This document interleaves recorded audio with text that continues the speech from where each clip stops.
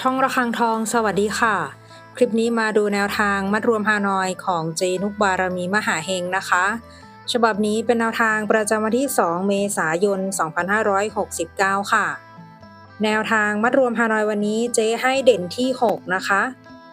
61 62 63ตัวเน้น69ชุด3ตัว560แนวทางโดยเจนุกบารมีมหาเฮงค่ะแนวทางมีเข้ามีหลุดนะคะถ้าใครเห็นเลขแล้วชอบค่อยตามแต่ถ้าไม่ชอบปล่อยผ่านก่อนได้เลยค่ะฝากกดไลค์กดแชร์กดติดตามพร้อมกดกระดิ่งแจ้งเตือนเพื่อที่จะไม่พลาดคลิปใหม่ๆจากช่องระฆังทองด้วยนะคะ